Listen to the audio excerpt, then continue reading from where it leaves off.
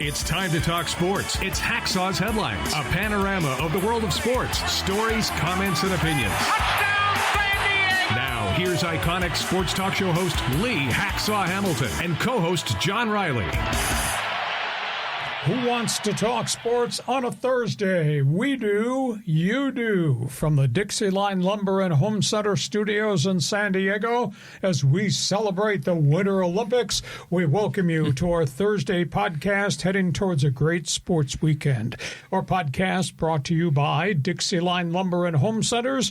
Been in business for more than 100 years. You got projects, they've got materials. You want ideas, they can be your best friend, your consultant. Go to Dixieline.com to see all the things they have to offer.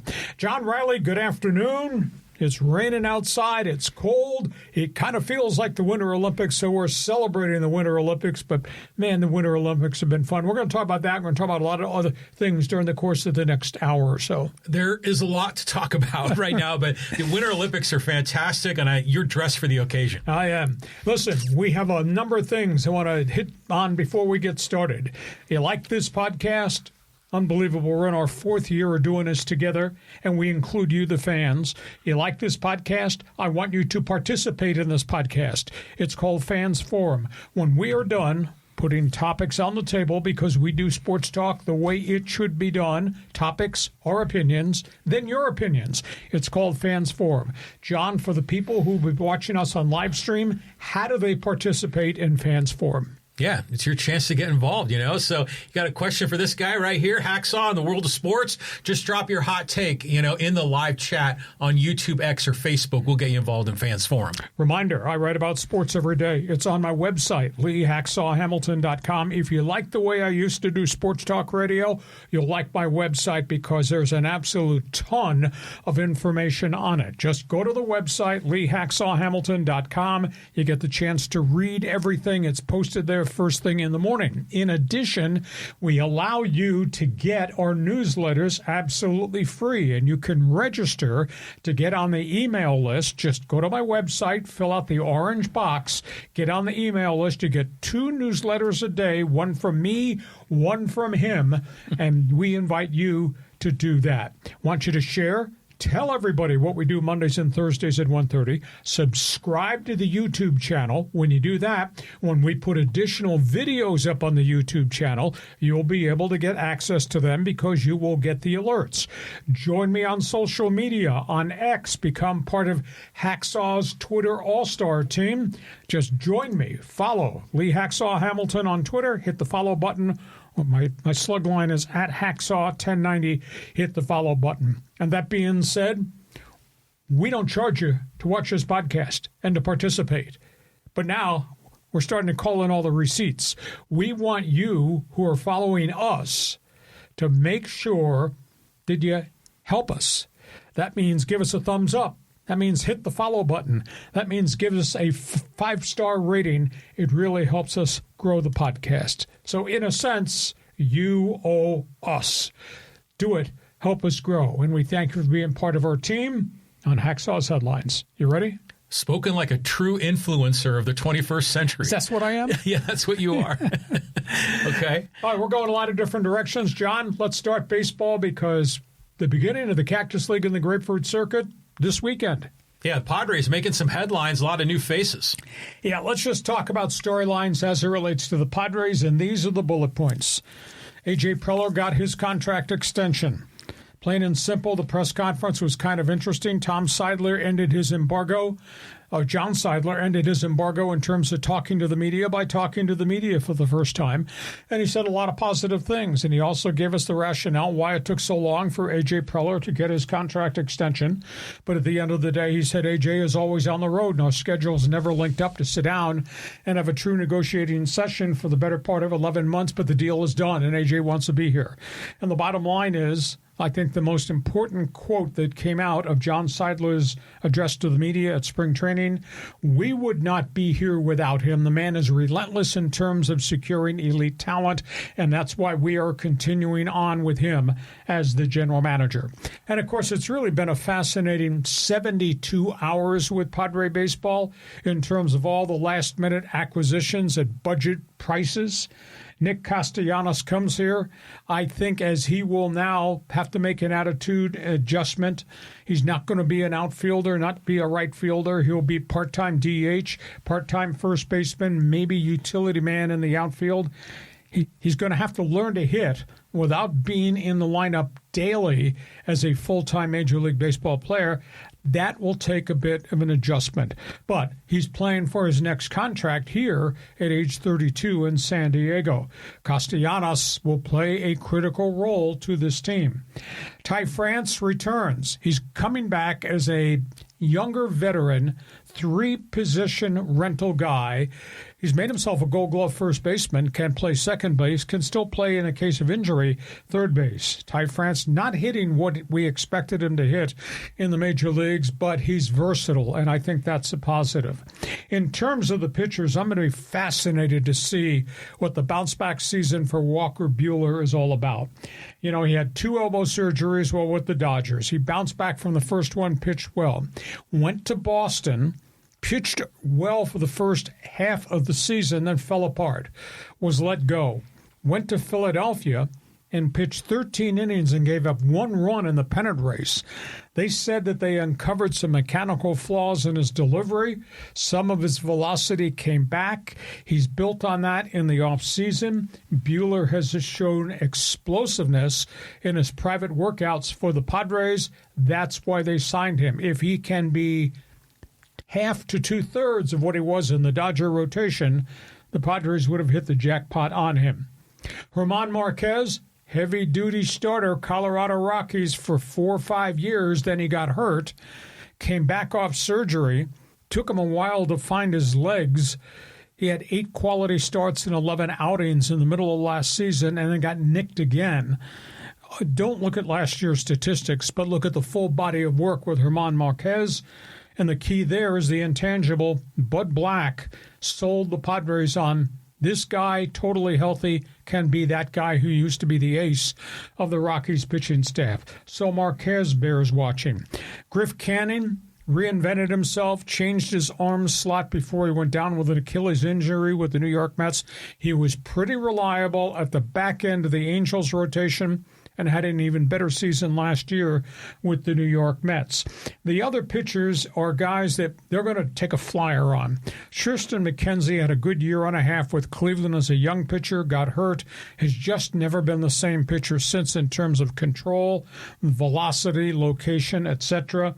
I would assume he's probably going to start at AAA El Paso. Marco Gonzalez was a solid starter with Seattle till he had forearm surgery. He's not really back yet, did not pitch at all last season. I would assume he'll go to El Paso to start. And then the burning question really, after all these new guys who are here, the burning question is King, Musgrove, when are they going to pitch in a Cactus League game? Will it be an inning apiece and try to build on that each time? And the bigger question, how do their arms react to when they go max effort in an inning or 2 innings or 3 innings in Cactus League play? That's why the Padres are having conversations about what would a 6-man rotation look like to kind of babysit King and Musgrove in their recovery. They can't slow growth it because opening day is going to be opening day at the end of March. But at the end of the day, at least they've stockpiled some names who've shown some flashes that they think could be fill-in or guys at the back end of the rotation if they have to go to 5 or 6-man rotation. They don't know on King and Musgrove until King and Musgrove are on the mound to see how they pitch and how their arms react to the days after they have an assignment, and then how do they handle bullpen in between starts, in other words, recovery time. So, John, that's everything from the Padre Notebook. Take it, run with it, start with AJ, and work your way down. There's a lot on that list. I mean, there's a lot going on at camp right now. And I just want to give props to Sammy Levitt and Marty Caswell and even the guys at 97.3. They're getting a lot of really good video footage, that's happening down at Peoria. And they were showing Nick Castellanos working with the infield coaches, learning the first base. Dude's got some work to do. He didn't look very comfortable out there. No, footwork. I watched some stuff of the Padres fed, and they're just, oh, boy. Yeah.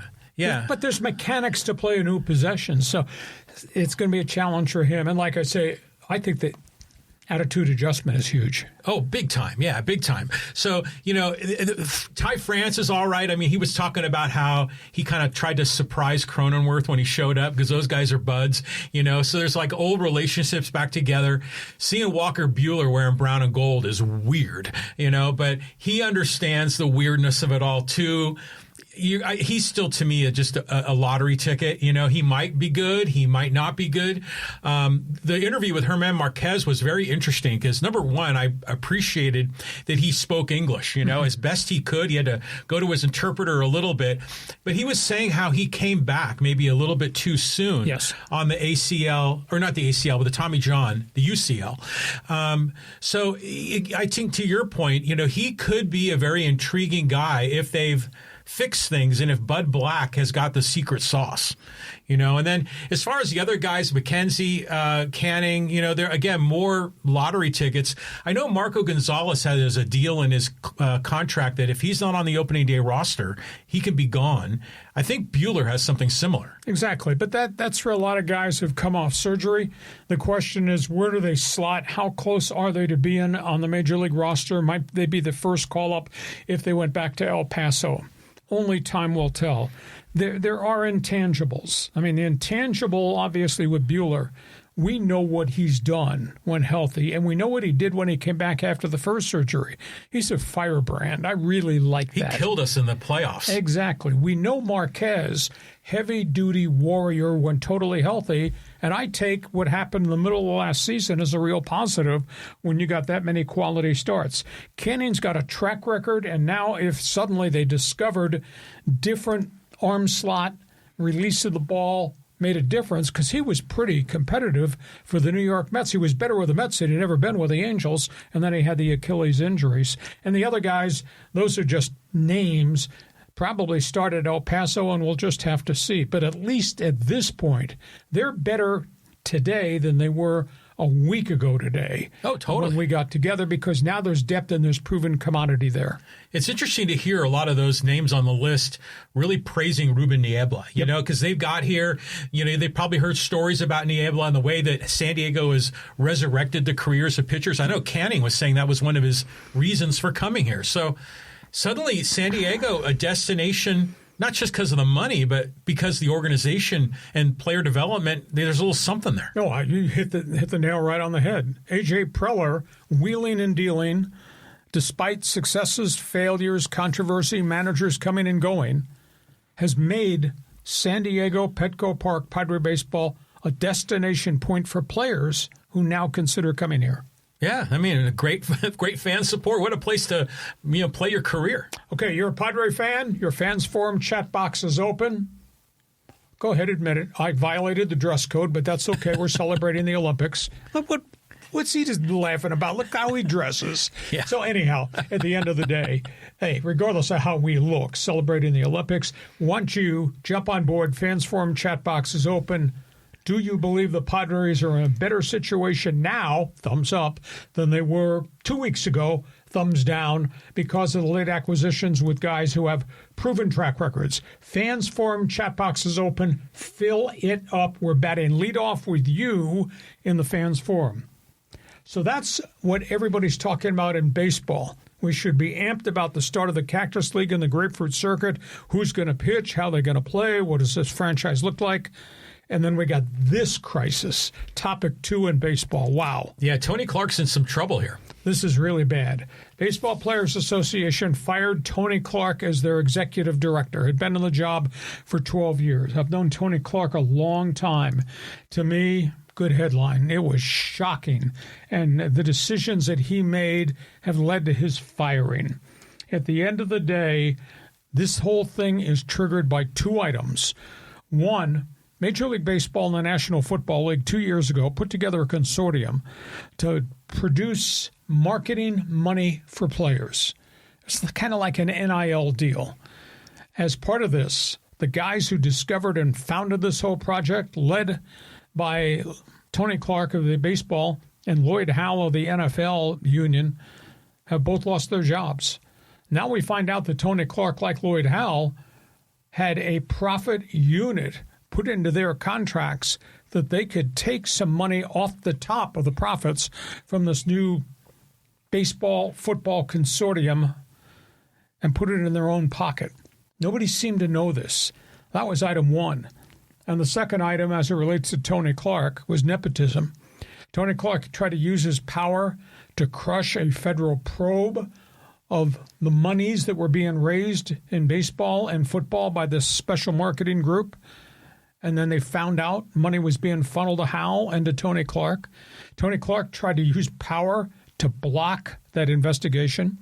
And then the third item was they found out through documents that family members of Tony Clark were working as part of this program in the NIL. And one of them was his sister-in-law, and he was having a relationship with her. Wow. Anyhow, he was removed by his own people, by his Players Association. So I don't know, John, what's worse. What he did professionally by having this profit clause inserted into his contract that nobody seemed to know about, or what he did personally by having an affair with a member of his family.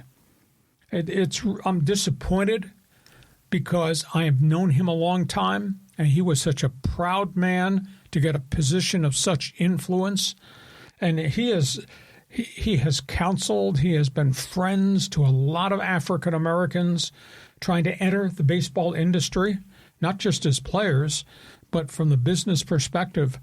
And for him to do this, for him to make these decisions, boy, it doesn't shed a good light on him. It is hard to believe sometimes money and power can change a person. And geez, I look at Tony Clark and I kind of feel that money and power in that position kind of changed the man that a lot of people really liked and a lot of people really knew. And now you got a real problem because the guy that's replaced Tony Clark is Bruce Meyer. And he's been a right-hand man and the point man in negotiations. Bruce Meyer comes out of the infrastructure that was all things Donald Fehr. Donald Fehr was a force to be reckoned with anytime there were negotiations in baseball. Donald Fehr negotiated on behalf of the players. He didn't care whether anybody liked him or disliked him. And Donald Fehr came from the ideology that was the great Marvin Miller, who obviously formed the baseball union. This is all what Bruce Meyer is about. Bruce Meyer takes over at the end of the day.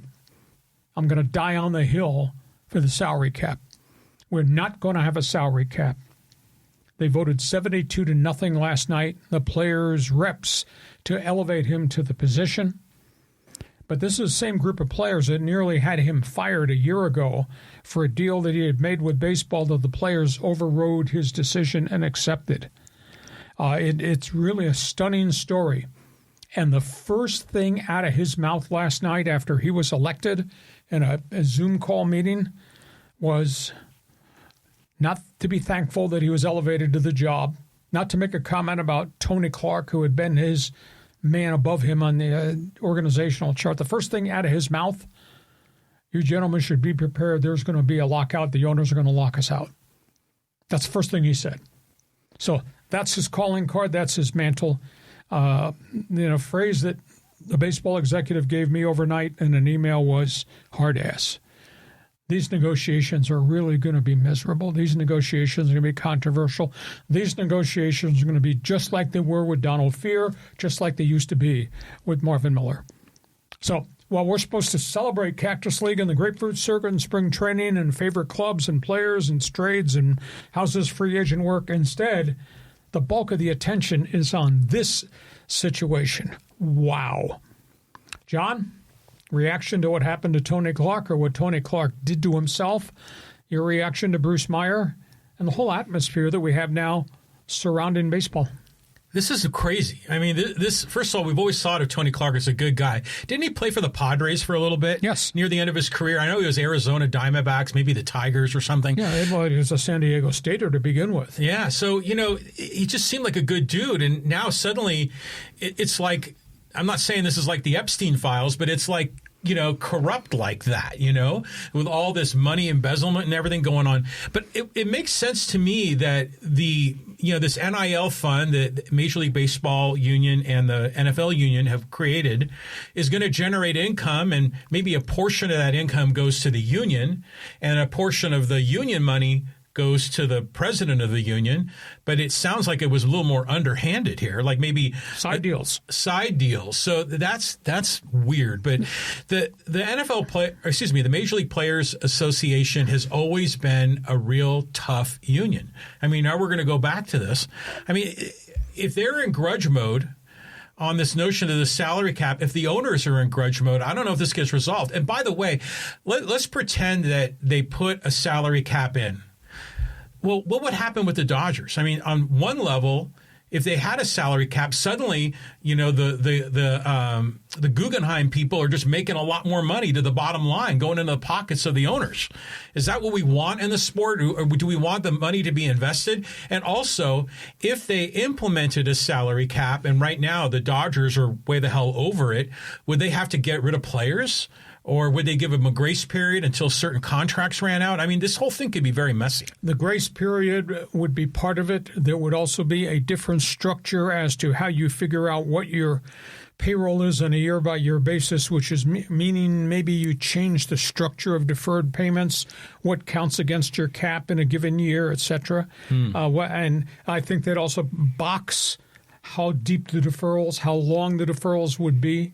There's a lot more changes than just saying salary cap is $280 million a year, because how do you configure what goes into that cap pool? It's a very complicated package. It has to be negotiated. Well, you've always been an advocate of a ceiling and a floor. Oh, definitely. The floor has to be part of it. That's what I'm thinking. I think get a floor. Okay, the ceiling to me is a lower priority than the floor. And there's a lot of other issues they're going to have to work out with this whole CBA thing. But like with the Dodgers, I'm not so concerned that they're spending a ton of money, because to their credit, they put it back into the players.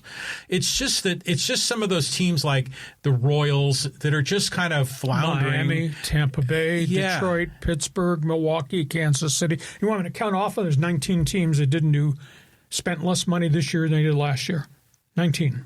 So they're like already waving a red flag. Or a white flag, I should say. Yeah. They're conceding. Exactly. So, and then, by the way, the other argument always is, we want parity. But even in the NFL, with a salary cap, you still got the Chiefs, and you still got the Eagles, and you still got, certain teams, the Patriots, that are going to be dominant. So, again, I don't know if the salary cap is really the right thing here. I think some people think it's like a silver bullet that's going to solve the mess, but I don't think it really gets to the core of the problem. Salary cap has to be linked to a floor to spending, and the floor to spending is close to the cap in terms of dollar value, which means you're forcing these 19 teams that didn't spend, because they're going to get money. And there'll be, and this all ties into what a new regional TV contract might look like, who's going to contribute what percentage of their TV money in. All this goes into the pot of gold. It's a very complicated thing. And I'll be honest with you, I mean, the CBA ends December 1st, and here we are sitting in February. So, I mean, we've got 9 months of hard negotiating ahead, in which not only we have to agree on numbers, we have to agree the structure, how you do this. And then the Players Association lost their main guy, and now you're putting in the hard ass to replace him. Well, the hard ass, though, was the point man in negotiations. Oh, so they were always going to be kind of with that temperament going in. Yes, their agenda, the union's game plan is right here. It's ready. Mm-hmm. And Bruce Meyer's going to carry that to the table. He was going to carry that to the table whether Tony Clark was employed or not. But now he's the lead man on behalf of the union. And I guess the thing that concerns people is there's no buffer. Tony Clark was the buffer, because Tony Clark is a former player, so he understood the player mindset about the big picture. And when things got heated, he could inject himself to cool it off. There is no Tony Clark. This is Bruce Meyer walking the negotiating table with a bazooka. Because he's like a hardcore labor guy. Oh, can you say Donald Fear Marvin Miller? Yeah, like solidarity, power to the people. Damn right. We're going to hold out. Screw you, rich bastard owners. That's what it's going to be. Yeah. So that's where we are. Fans Forum chat box is open. Are you shocked at what happened or what Tony Clark did to himself? The labor thing, you agree with us? Instead of celebrating Cactus League Grapefruit Circuit, the world is talking about this. And what do you think Bruce Meyer at the negotiating table is going to be like for Major League owners? I think it's really going to be nasty. Fans Forum chat box is open. We are baseball-centric. We know baseball. We talk baseball. Topic 3, peek inside the notebook. Yeah, we do. We got some opinions with the Yankees, Red Sox, and Tigers. What kind of a really interesting week at baseball spring training. All this happened in Florida. New York Yankees. Aaron Judge, captain, leader, probably future Hall of Famer Yankees, broke his silence, asking the question, why have we not done anything? Yankees have done zero in terms of marquee player acquisitions. I mean, yes, they brought Trent Grisham, his home runs and his strikeouts and his .255 batting average back. That's not a difference maker. And they got all these pitchers who are coming off surgeries who are not going to be ready for opening day. Aaron Judge asked the question, we're New York. We have not won since 2009. How come we have not done anything? They added Bellinger. He was there before. Okay. We're the Yankees, big budget, Steinbrenner, evil empire. We've done nothing. Okay.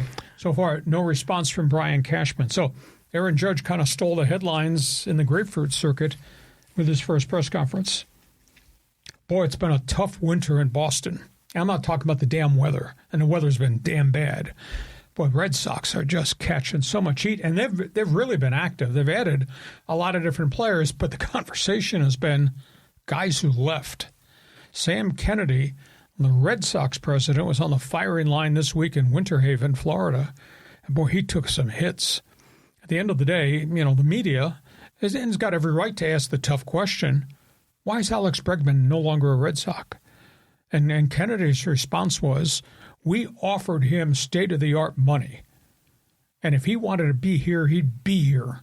Instead, he's at Wrigley Field because he took a little bit more money to go to Chicago rather than stay in Boston. And then also, they're revisiting the whole Ralph Devers trade, which blew up in their face with the Giants. How come that guy's not here? And he said that was on the player. Yeah. He said Devers did not want to go to first base after we gave him a mega contract. Maybe the conversation should have been strung out longer. Maybe it should have been more serious. But at the end of the day, there's the first baseman's glove. You are being paid. Pick up the first baseman's glove. He just kind of castrated Devers for the way the player reacted when they finally came to him and said, we need a first baseman. So Sam Kennedy really taking a lot of heat. Now, Boston's a better team by virtue of a lot of things they've done in the offseason. And if the final one was over in Florida, Justin Verlander shows up at the Tigers spring training camp. And, of course, 43 years of age, had a good second half of last season after a really bad first half in San Francisco, showed he could still pitch. His ERA the second half was under 4, which was pretty decent. Anyhow, he was asked one question, because I saw the video, asked one question about what's happened to Major League pitching, how it's changed. He went almost 7 minutes with the answer. It was really intellectual. It was really good. And we've had this conversation, but he says pitching has changed. Everybody demands velo and spin rate. We know the end result, the velo and spin rate, but it's hard to argue against the statistics that come out of velo and spin rate when guys do really, really well. He says, though I wish baseball was more about swing and misses than throwing the ball by people. He said, we just need to get our starters to go longer. You have to seriously consider the stress you're putting on arms and demanding your pitchers put on their arms. He says it's not an easy solution. But it's interesting. He went 7 minutes. It was like 6 minutes and 45 seconds with one answer. But it was all intellectual based. It was really kind of fascinating. So, John, that's in my notebook. Aaron Judge, way to go. Hold him accountable. You know what's interesting is we were just talking in our last episode about Manny Machado being a leader and speaking out. Yes. And Machado talking about how the Dodgers are doing it right. And Tatis backed him up on that. And then now we have got Aaron Judge saying, hey, what the hell? How come you're not spending money here? So it makes you wonder if this is all kind of part of the calculated strategy of the Players Association, where the players are now speaking up telling the ownership, like, hey, get with the program. You guys got the money. Why aren't you putting the money into the product? So I would hope that this is like talking points that the union is giving the players, and they're speaking up on this. So it's good. Could well be. I never thought of it from that this is all staged. Well, it's not necessarily staged. It's just sort of synchronized. They have a strategy, right, amongst all of them. But you're right. I mean, the Yankees aren't getting all the marquee guys, and I don't know, were they even in on Kyle Tucker? No.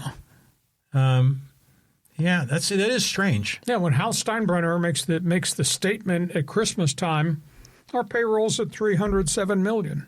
That's our payroll. We're not going beyond our payroll. That's a hell of a big payroll. No, I'm sorry. He said $207 million. He said, that's our payroll. We're not going beyond that. This is Steinbrenner. This is the number one market in the country. This is Yankee baseball. He's got all that TV money, too. I mean, exactly. They got to be like in the top 3 in revenue. Yes, exactly. So that's weird. The Red Sox thing, I mean, that Devers thing went south. That was all on Devers. I mean, they got Bregman. I think it probably hurt Devers' feelings that he wasn't going to be able to play third. When he went to the Giants, he put his tail between his legs and picked up the first base glove. So I don't know. I'm not so hard on the GM about that. I mean, that was all on him. And the Verlander thing is interesting because, they're talking about, like you said, we've talked about how should they change the incentive structure so players or pitchers aren't so incentivized to throw at 1,000,000 miles an hour. But it's interesting how the Dodgers are going to a 6-man rotation. The Padres are flirting with that. I wonder if that's something that could ease some of the stress, even though they'll throw hard, but maybe they'll only throw once a week. But you got to be able to have the depth of numbers to have quality pitchers to be able to do that. You do. And then that puts even more strain on the bullpen because there's not enough arms in the bullpen. Yep. So in order to do that, would you have to expand rosters to 28 or 30 or so this gets kind of weird, but he's right. Verlander is right because my son pitched in high school and college, and it's all about velo, baby. I mean, sure, work on your break and stuff, but man, you've got to have a fastball that hunts. So that's where we are in baseball. You're any Yankee fans out there? Somebody jump on board. Talk about what happened in the Yankees camp and the Boston Red Sox camp. We go from that. Let's move to college athletics. Let's move to college basketball. Let's move to, what happened at Viejas Arena? That was ugly on Tuesday night against Grand Canyon. It's interesting. The post-game reaction has really been bad. The game to watch was really good basketball. It was intense. It was edge of your seat. I mean, what a phenomenal matchup of Bryce Drew, Brian Dutcher, 2 really good college head coaches. It was a game of spurts. I didn't think the Canyon had the depth to hold up to the wave after wave of Aztec players who were thrown at them. And there were spurts in which San Diego State had an 8-0 run. Canyon came back with an 8-0 run. There was a 13-2 run in there somewhere. Grand Canyon hit 7 threes in the course of the game. They were getting real good looks. And they hit a pile of free throws. And their bigs really played big. They changed the whole chemistry of the course of the game. Miles Birdwood just had a complete night. 18 points, 4 rebounds, 4 block shots. He did an awful lot by himself. But the help wasn't there. Reese Waters went 2 for 9. Magoon Gwath had no baskets for 36 minutes of the game before he finally got a couple of chippies at the end. Grand Canyon their guards were in attack mode all night. Pushed that thing inside, kicked that ball out, and they kept hitting threes. And both these teams played above the rim. It was a dunk fest. And now San Diego State, this is a punch because I thought they were going to win that game. And now instead they're in some kind of trouble in terms of the Mountain West Conference or maybe in terms of the bubble more than anything else. But the Aztecs got to go to New Mexico. They got to go to Boise. And they do still get Utah State back here. So that was one thing. I thought the game was, I thought it was a fun game to sit and watch. But in terms of the end result, wow. And then the reaction afterwards, like the end of the world, the roof caved in, finger pointing. And then Miles Bird talking to the media. Yeah, these fans at Viejas, they love us when we win. And we stood there and I watched them leave midway through the second half, exit. They hate us when we lose. He says, these people don't know basketball. So Miles Bird just kind of popped off about the fans exiting Viejas as they did. So I don't know. You tell me. I thought it was just a great college game to watch, but at the end, they lost. But boy, it's more negative reaction than my reaction. It was a great game. You know, Grand Canyon is a pain in the ass. They have the Aztecs number, not just playing on the road in Phoenix, but, even here at Viejas.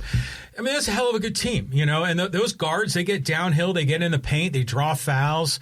One of their bigs was a pro in Europe. Mm-hmm. That other big, the guy with the goggles, with the gigantic wingspan. Spaceman. Yeah, I mean, he's getting paid. He's getting paid quite a bit. And it was just so upsetting if you're an Aztec fan. I mean, besides the game itself, but the fact that Grand Canyon wasn't supposed to be in the Mountain West in the first place, So they snuck him in. Boise State, Colorado State, Utah State, San Diego State. They couldn't vote against it because they're not on the board anymore. So the whole thing just felt uncomfortable. Miles Bird, he was having a hell of a night. I was thinking of you because you're always slamming him.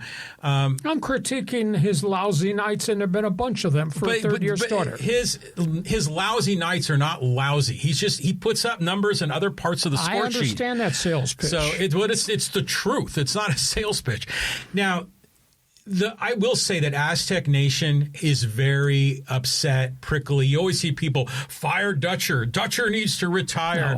No. We can't play basketball. He's overreacting. Sky is falling, and you're like, come on, man. I mean, well, you haven't beaten very many big time teams this year. No, they haven't. They haven't. Beaten anybody. They're playing below expectation. A lot of people are saying this is the most disappointing team ever for a wide variety of reasons. Yeah, maybe more disappointing than the Malik Pope teams or the Trey Kell teams, but in the end, you just got to win. I mean, it's going to come down to that Mountain West Conference tournament. If they win, at New Mexico, if they win at home against Utah State, those are both quad one wins. So they may be able to salvage this thing, but if they do get in as an at-large, they're probably going to go to Dayton, Ohio, and they're going to probably face some kind of a power team, and it's going to be an ugly game like it was last year. So let's just hope they figure this thing out and can go into the conference tournament riding a hot streak. But frickin' Grand Canyon, and it's a private school, and they've got a lot of big-time money behind that program, and all of their marketing resources or their marketing strategy involves that basketball program. So they got everything focused there, and you're like, damn those guys, so I'm not going to come down hard on the kids. I'm not going to necessarily come down hard on Dutchers. They got outplayed. They got to solve some problems. But I'm not ready to concede the year. I think they're going to still have a good run here at the end. Okay. Somebody wearing red and black. Fans Forum chat box is open. Get me an Aztec fan that would like to comment on what happened. And they haven't beaten anybody of note this season. Been a bunch of losses to say, ooh, not what we thought. My explanation, obviously, injuries have had something to do with that, but they're not who we thought they would be. Feel free, jump on board. Fans Forum chat box is open. We're not done talking college basketball. Wow, what a bad week. A lot of chaos here in Southern California hoops. Yeah, let's just start right from the top. The guy on the right, Steve Lavin, removed. University of San Diego. I think it was a really unfair firing by a university that's not given him enough infrastructure support. Lavin, 11-17 this season, coming off last year's all-time worst season. He's 46-79. They got rid of him. The odds were stacked against him. He inherited a mess. The rules changed. Transfer portal, NIL money. It was surely a university that was not prepared for the change, and they fired the athletic director who hired him. There's been terrible player turnover. Decade plus ago, maybe about 2008, no more than that, they hired Bill Greer from Gonzaga, and I thought that would be the turning point in which this thing would take off, and it did. They played well. He recruited well. They got to the NCAA tournament, and then it just unraveled, and since then, it's been on a downhill cycle. I just question the university. Resources and commitment. Where is it? If you want to be Gonzaga, you got to run a program like Gonzaga. And I don't think up until this year they've done that. and Lavin pays the price. What they need to do, they've got a tremendous intellect who's the assistant to the president, Kai Snyder, and he's got USD branded in his soul. He needs to go to Gonzaga. He needs to go to St. Bonaventure. He needs to go to the University of Dayton. Observe, meet, and talk to their people about how they did what they did to become great Catholic universities and how they grew it and how they built it. Because the University of San Diego's formula just hasn't been very good in the last decade or so. So that's a sad thing. I feel bad for Lavin, good guy, walked into a bad situation. Then he lost his AD, who I think made a bunch of mistakes along the way, and they held him accountable. Now Steve Lavin is gone. Where are they going to go to get a head coach? There's some really interesting guys. Head coach at Point Loma, really good. Head coach who was at Point Loma, now at Montana State, great track record.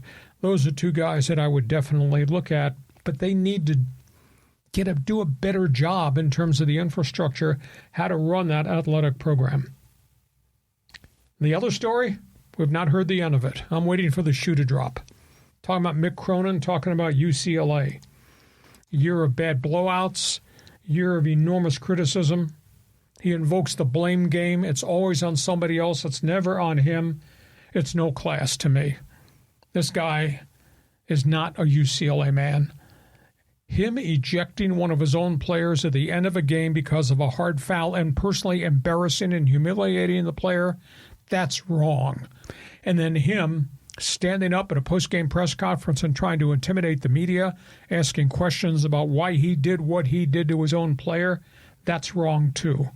He's volatile, and now he's become destructive to the program. I asked the question, who's going to want to play for this guy? You see how this guy acts in public, and they're writing columns that he's even worse in private to his own play. Why is this guy here? Which then leads me to the other question. Your athletic director, Martin Jarmond, you're his enabler.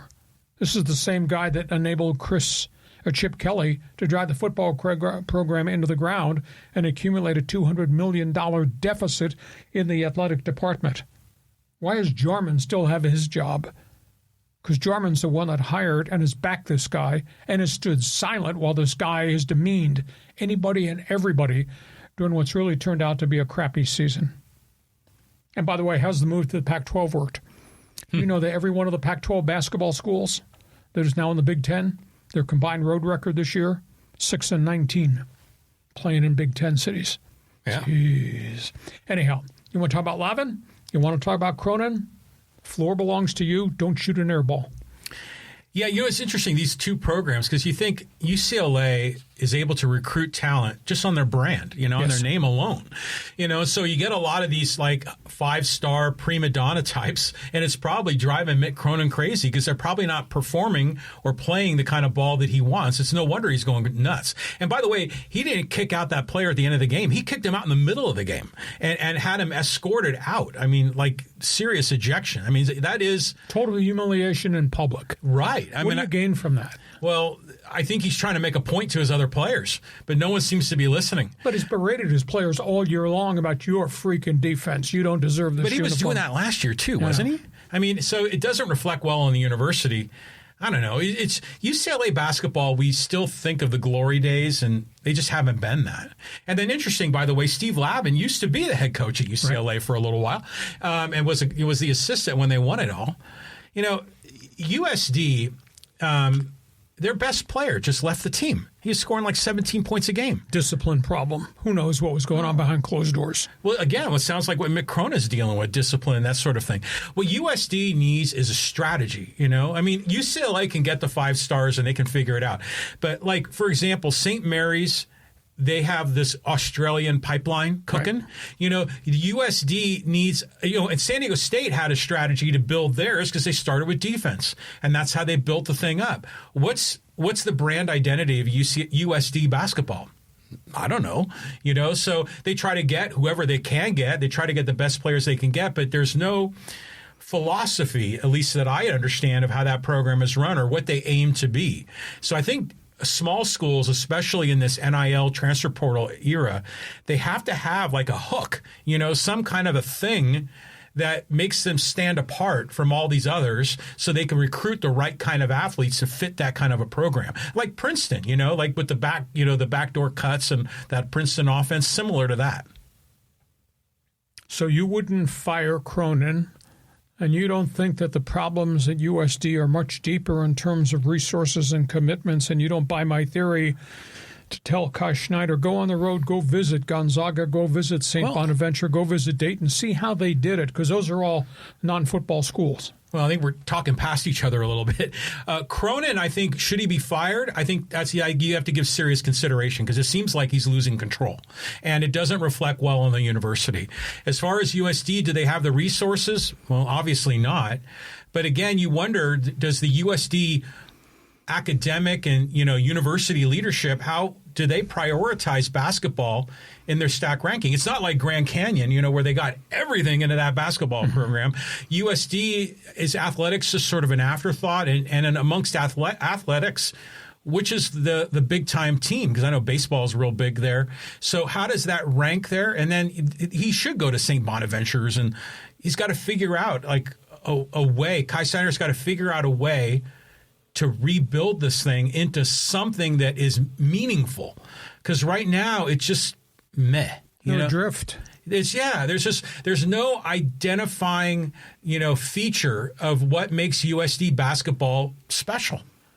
So I don't know. I mean, especially now, with the way these players are moving around, you've got to have a philosophy. Okay. They don't have it. Fans Forum chat box is open. If we hit a nerve at UCLA, what's your response to the way Mick Cronin has acted, not just in this isolated incident at Michigan State? The last two games, they lost by 30 at Michigan and 23 at Michigan State. Wow. Well, Michigan's good. Yeah, I concur. Your opinion. And if there's somebody out there with ties to USD basketball, feel free. You've seen that program. What should they be? How do they get to that point in time? We ask the pointed questions because we want to hear from the fans. Jump on board. Last topic before we get to halftime, because we're shooting free throws and hitting every shot we make. We're talking Lakers basketball as the second half of the season post-All-Star break is about to start. Interesting story. Yeah, talking philosophy here. What is the Lakers blueprint? Rob Pelinka comes out from behind the curtain with the opinion he has a game plan to add to Laker basketball. Hold on to your table on this one. He wants LeBron James back. LeBron can opt out at the end of the season. He wants him back, but not at $51 million. But he wants LeBron back to be the cornerstone so that he can re-sign Austin Reeves at about $40 million. Effective July 1st, the Lakers will have 3 number 1 draft picks now in their possession. July 1st, they can use as trade bait. Up until now, they had only 1. It's an NBA rule. You can't trade number 1s back-to-back. So now they will have 3 number 1 picks in alternating years they can use as trade bait to add to the roster. There was a caution word with Mark Walter, Guggenheim, Dodger dollars coming in now to own the Lakers. Please understand this. NBA's got a hard cap. The Dodger dollars are not going to be spent the way they were in baseball as it relates to the Lakers. The Dodger dollars will be spent to get to the cap, and that's all they can do. But they will pour more money into infrastructure, analytics, scouting, etc. It's going to be run differently because the rules in the NBA are very different than the out-of-control rules that currently exist in baseball. So what do you think about what Pelinka had to say about his blueprint? That's ridiculous. I mean, if you bring back Austin Reeves and LeBron James and you kind of shuffle the deck on the bench, you're going to be the same thing. I mean, but you got 3 number 1s. You can use as trade bait to go get something else. But who are you going to get? I mean, what would be can you say Giannis? Giannis? I shut you up? Well, yeah, well, okay, now, maybe a little. But we were saying last year that the Lakers didn't have any first-round picks until like 2030. Because of the back-to-back rule. You can't trade number 1s in consecutive years, and they traded so many number 1s. They were stacked against them. Effective July 1st, they do have 3 additional number 1s now they can use as trade bait. Okay, so they've always had the number 1s. They could not access them. They couldn't use them as trade. Right. But again, I don't know, is Giannis the answer? I mean, I don't understand, what And this, again, goes to philosophy. I mean, what's the game plan? I mean, if you have too many superstars, the ball can only go around so much. But how did they win in the past? Kobe and Shaq. Right. Magic. And that whole entourage of great teams. West, Baylor, Chamberlain, Jabbar. But you had guys that understood their role. Mm-hmm. Here you got LeBron, Luka, and Giannis that all want the ball in their hand. I mean, none of them are like a wingman like Scottie Pippen was to Jordan, And even on the big Laker teams, I mean, Elgin Baylor had a role, and it was very different than Jerry West's role. But LeBron wants to be Mr. Do-It-Everything. He wants to be the point guard, the shooting guard, power forward. He wants to play center. He wants to do it all. And then what do you got Giannis in there, and then Austin Reeves is an emerging player. But, he's, probably not a big man down low. But, I don't understand the strategy. I mean, maybe they're thinking we need to build with LeBron because LeBron helps fill the arena, and they're making money. But personally, I would love LeBron just to kind of fade away as a Cavalier and go to Cleveland and complete the circle. Exactly, and then just turn the page and say, okay, we're building this team. Luka is our main guy. We're going to use all that LeBron money and all those number one picks, and we're going to build a team. And I need a point guard. I'm going to run the triangle offense or whatever it is. And then build around that rather than just trying to get the next sexy name in here. Okay, so my co-host is of the opinion that Rob Pelinka is full of crap. Yes. He's not signing that memo about this new blueprint with Laker basketball.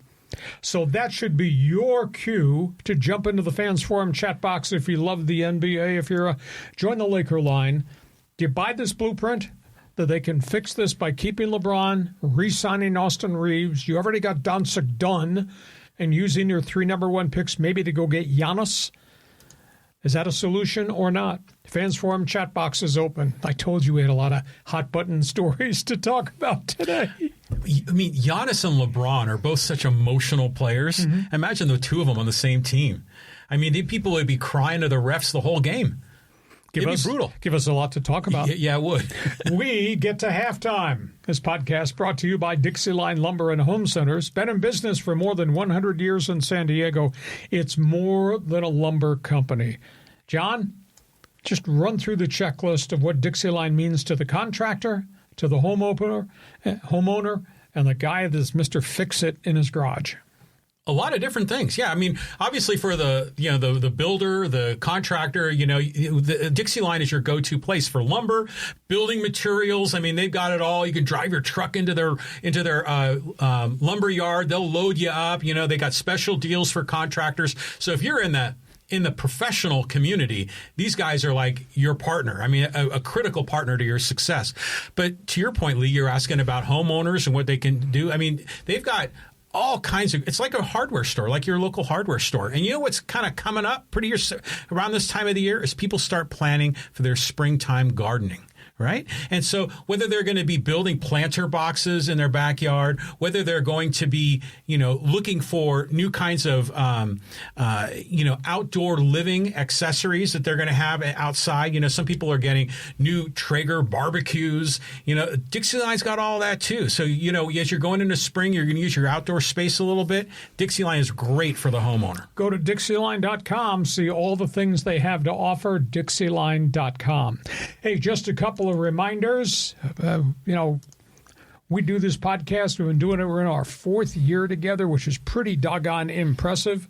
And when we're finished with hot topics on the table, we open it up to you. It's called Fans Forum. And again, John, for people watching on live stream, they still have time to jump in. How do they jump in so they can ask a question, make a statement, express an opinion? Yeah, you should see all the reaction in here. Everyone's like, trade LeBron, get rid of LeBron. Everyone's got a comment on the Lakers, too. They're not trading Hacksaw. Yeah, and baseball, we've been talking a lot of stuff here. So if you have a comment or question, you got a chance. We get you involved. We try to get everybody involved. Some of you guys will drop like 5 or 10 in the Fans Forum. I try to pick the best. So focus. put your comment or question for Hacksaw in the live chat on YouTube, X, or Facebook. We'll get you involved. Fans Forum coming up right at the end. Your invitation to join us. Secondly, I write about sports every day of the week. Check my website, LeeHacksawHamilton.com. You won't believe the amount of information that is available. Also, when you go to the website, right on my homepage, there's an orange box. Fill it out. That gets you on the email list because John and I send out newsletters every day. We send out 2 newsletters a day, one in the morning, one in the afternoon. You can get access to that. It's absolutely free. So join us on Hacksaw's Insiders Group. I want to remind you that because we do sports talk the way we do it, we're actively involved on social media. You can help us grow this podcast. Give us a thumbs up. Hit the follow button. Give us a 5-star rating. Just punch that button right now while you're watching. That really helps us a lot. And, of course, you can follow me on social media. Hacksaw's Twitter All-Star Team. Just go up on X, write in my name, Lee Hacksaw Hamilton. Hit the follow button, then you can participate in Hacksaw's mini polls. We're on, I think, 12 different social media platforms. We're freaking everywhere. Dude, you're like a fire hose of sports content, man. It's just like I can push a button and, I mean, seriously, we can ask you any question and it's like, you just got all the info. I know what I know. You know what you know. And so this format works great. We got the podcast, we got the video clips, we got with the newsletters, this best 15, the one man's opinion. I mean, do you stop? No. Are you supposed to be retired? Am I supposed to apologize for being bleeping brilliant? Nah. Okay, we move to the second half. John, we got a lot more to talk about. Let's go from baseball to football. Trade rumor central, starting with the Raiders. Yeah, let's just talk about the storyline because these rumors are flying everywhere about things the Raiders might do, have to do, don't want to do, etc. Baseball, NFL trades have really kind of moved front and center. The Patriots have 11 draft picks. The Patriots reportedly have made contact with the Raiders about Max Crosby. Max Crosby, love me not, tired of losing, wants to change addresses. They're trying to convince him to stay. But there are people out there calling the Raiders about the potential of a deal for the 8-year veteran Pro Bowl defensive end, and the Patriots have 11 draft picks. That's kind of interesting. Keep an eye on that. The Raiders just made a move to hire a defensive coordinator. They interviewed everybody from the outside, including Jim Schwartz from Detroit, who I thought was a lock to go there because I think he wants a coach. And instead, the Raiders promoted their defensive line coach to defensive coordinator. And I think indirectly, Rob Leonard has a very good working relationship with Max Crosby. And I think that's why they just elevated from within rather than going from outside. So the Raiders are front and center in terms of the rumor mill. Second one has to do with Arizona and the New York Jets. It sure looks like they're going to get rid of Kyler Murray, the quarterback in Arizona, and it sure looks like the Jets are the ones that have made the phone call. Part of me says it's a salary dump. They're going to have to pay a piece of the $36 million that Kyler Murray has, but the Jets are destitute. The Jets are desperate for a quarterback. Now, they're not going to get a high number 1 for Kyler Murray, but maybe they get a consortium of picks, maybe a 2 and a 4 or something like that. But it sure looks like the Jets are the one, and the Jets evidently are going to buy out Justin Fields. They're willing to take a cap hit. They would release him effective June 1st. Instead of taking a $22 million cap hit, it'd be cut in half. They'd take $11 million this year and $11 million next season. So maybe Kyler Murray to the Jets is the way this is all going to work out. Third one of the 49ers. They're getting phone calls. They don't want to do it, but they kind of feel that maybe they owe it to Mac Jones to shop him and trade him. Minnesota is interested in Mac Jones. San Francisco wants a number 2 draft pick. Well, you don't trade a second-round pick for a backup quarterback, but this backup quarterback has proven he can win when he's had to start. Did it early in New England, did it first half of last season in San Francisco. It looks like Minnesota is really taking a step back from J.J. McCarthy.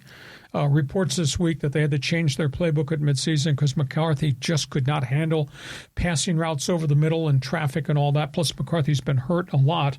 So it looks like Mac Jones, backup quarterback, might be going to the Minnesota Vikings in some sort of a deal. Miami, the aftermath of last week's purge where they got rid of Tyreek Hill and 4 starters, it looks like they can't find anybody that wants Tua Tagovailoa, probably because of the price tag, probably because of the injury factor.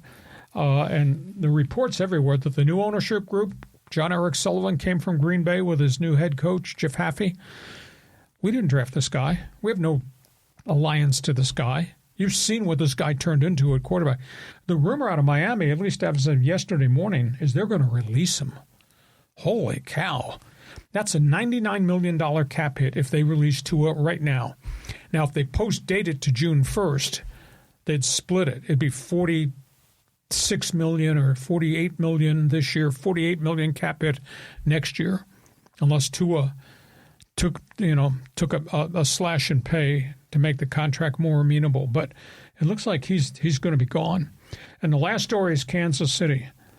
Tell you what, Andy Reid historically has always done a great job finding players. Andy Reid historically has always had a bunch of bad citizens on his roster, and now he's got another one. Rashee Rice, the star young wide receiver, is being sued in Texas for chronic domestic abuse. His ex-girlfriend, mother of his kids, has filed suit charging 19 months of domestic abuse, including when he strangled her and caused head injuries, etc. What a POS this guy is. Yeah. And this guy had trouble with the law last year for leaving the scene of a drunk driving accident that injured 8 different people. He's in big trouble. He's gone. And before Rashee Rice, bad citizen, showed up. There was Tyreek Hill, bad citizen, showed up. Before that was the running back, Kareem Hunt, bad citizen, showed up. Jeez. Andy Reid, yeah, great coach. What about the level of quality of the people on your team? Wow. Anyhow, John, that's the latest from the National Football League. You going to trade Max Crosby here? What are you doing with your 49er quarterback? Go ahead. Well, the Raiders have got to do something to acquire a lot of talent. Mm-hmm. I mean, they need quantity as much as quality. That's why I was originally an advocate of trading out of that number 1 pick. But trading Max Crosby could get you a lot back. But they already have 11 picks, and they already have cap space. So why would you delete Max Crosby? Yeah, I hear you, and I see why this strategy of promoting from within. But by the way, if Jim Schwartz came over from the Browns, they'd have to compensate the Browns, right? Because he's under contract. Yeah, but you give him a 4th or 5th round draft pick. They got 11 picks, but that's a done deal. That's not going to happen. Well, the Raiders need to do something urgently. So I don't know. Max Crosby's a good dude. You like it to work out for him there, but it doesn't seem to be the case. Now, Kyler Murray. That guy's injury prone. I mean, yep. I think if he goes to the Jets, it's just going to be same thing. Yeah, and it's just going to be so frustrating for Jets fans. I don't know, is that the answer? I mean, Justin Fields certainly isn't the answer. So I mean, that's weird to me. Mac Jones, I always used to think of Mac Jones and Daniel Jones as like the same guy. They were these high picks, didn't pan out, but now suddenly are doing better in new systems. But Purdy is still, he's fragile, So if Purdy goes down and you don't have Mac Jones, I mean, who's left? Yep. If the Niners shouldn't trade Mac Jones because they want to be nice to Mac Jones. They should only trade him if it's good for the 49ers. And the Rashee Rice thing, I mean, when that news broke, I was thinking to myself, I'm not surprised. I hated this bad story, but he's a guy that just gets in a lot of trouble. Oh, and then by the way, with Miami, with Tua, I mean, at some point you just got to cut bait on people, like the Phillies did with Castellanos. At some point you just got to cut these guys. And in the case of the Cardinals, if they can't trade Kyler Murray to the Jets, maybe they need to consider cutting him as well and kind of starting over. Well, Arizona has said that they would buy out some of the contract, the $36 million. They'd pay a piece of it, which means whoever gets Kyler Murray would get a lower price contract on a potential starting quarterback. But they plays half a year if you're lucky. Yes, but they need to move him, and there are teams that are desperate for quarterback. But you're an NFL fan. We just touched a couple of hot buttons there. Your Fans Forum chat box is open for business. We go from that. We're spinning back to San Diego State. We're talking college football. They have heard from the fans, Lee. Aztecs are making some choices. Okay, this story broke in the middle of the week. San Diego State announcing they're reducing ticket prices across the board. Not by much. $25 per ticket reductions in a lot of different categories. They sent out a letter to all their season ticket holders and their alumni. We have heard the fans. Obviously, they priced the fans out of Snapdragon Stadium. Now, what they should have done was should have announced not only ticket prices, but parking prices and concession prices. I didn't see that. I think it's freaking absurd to say, I got to pay $40 to park at Snapdragon to see a Group of 6 conference football game. That's kind of absurd. But they did. They slashed tickets 12 to 35%. It's an average of $25 slash per ticket. They said in the news, in the letter, we need to reconnect with everybody as we move to the Pac-12. You think? Prices are out of reach. You think? One thing that really intrigued me, they eliminated the stadium gift clause in everybody's purchase. If you bought season tickets, you had to make a contribution into the stadium fund to help build and pay for that stadium. After 4 years, they've eliminated the clause. And that was $100 to $1,500 based on what ticket you bought. So they've made some allowances. You ready for this?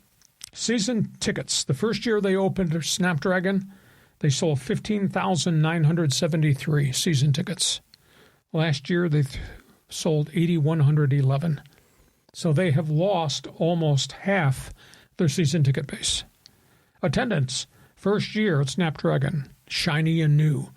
They averaged 29,225. Last year, turnstile count, they averaged 17,386.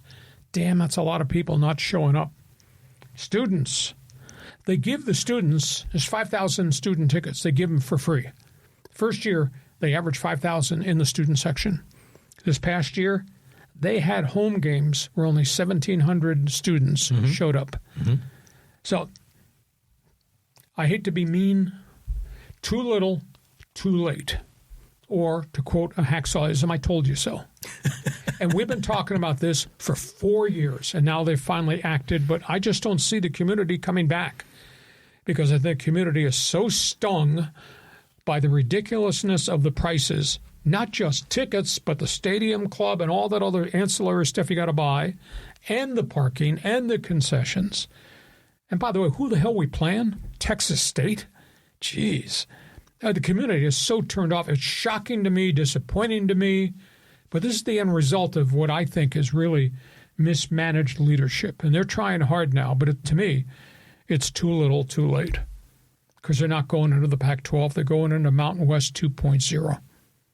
I wrote a column about it on my website, One Man's Opinion. You need to go find it and read it. And I like these people. These people work damn hard. And a movement to the Pac-12, this doesn't excite anybody that I know, and it's not the Pac-12 that they had hoped they would wind up in when they actually thought they had a chance to actually get into the Pac-12 that we all knew, loved, and respected. John, it belongs to you. Tell me I'm right. Tell me I'm wrong. You never miss an opportunity to say, I told you so. You think that you're always right. Now, I'll tell you this. They do need to lower the ticket prices for some fans. That was definitely an obstacle. But they can't even give away free tickets and get people to show up. Exactly. So if you move $25 off the ticket price, it's still not a cheap ticket, but it's not like you're going to increase attendance by 50%. Maybe they're going to get a 10%, 20% bump in the numbers at the turnstiles. So in the end, just win, baby. I mean, if they win, people will show up, even at some of the higher prices. But they invested so much money in that stadium, and they were expecting all this revenue to come in with, to your point, the one time is like a license fee, the higher ticket prices. Now that whole financial model must be just dissolved. So I'm wondering if De La Torre and all the other university administrators are taking a whole different approach to football, thinking we're going to have to now subsidize this thing. It's not possible for us to make money. I mean, what do you think? Well, at the end of the day, they're talking about yanking the student fees up to help subsidize the athletic department deficit. At the end of the day, they're going to get a slight pay bump in media TV rights going to the new Pac-12 Mountain West 2.0, but that's not a difference maker. I'm shocked. When I did Aztec football in the Marshall Faulk era, John, they were drawing 48 to 51,000 a game. And now they're drawing 17,000. Yeah, because they had a product that everyone was fired up about. At prices that were affordable. That too. But I mean, even if they had affordable prices and you didn't have Marshall Faulk, I mean, I don't know how full that stadium is going to get, but they had really good receivers on that team too. And then they had Mark McGuire's brother as the quarterback. NFL guys. That was a big time program back then. So I know there's a lot of Aztec fans that are loyal, that are still paying the money. Some are feeling the pain. I see a lot of it in the comments section to a lot of our Aztec videos. So in the end, just win, and everything will solve itself. Or maybe the reality is we're a basketball school now. Oh, that's another possibility. And football is no longer front and center in our heart because we've been to the Final Four and March Madness and championship game.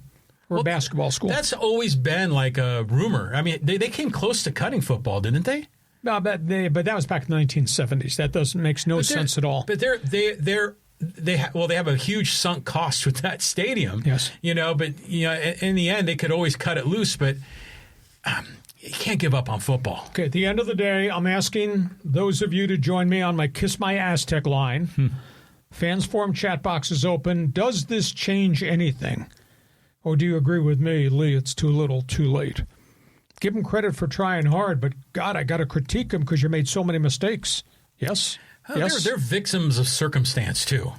They're victims of their own bad decisions. Well, I mean, did they make a bad decision building a stadium? No, they had to. Right, but they're in a situation where now NIL and transfer portal has changed the whole landscape of the sport. Mm-hmm. And so now Sean Lewis has got to rebuild his roster from ground zero almost every year. Yep. So is that San Diego State's fault because of the whole dynamic of player movement has changed? No, but they're the ones that set the pricing that turned everybody off, and then the product got bad.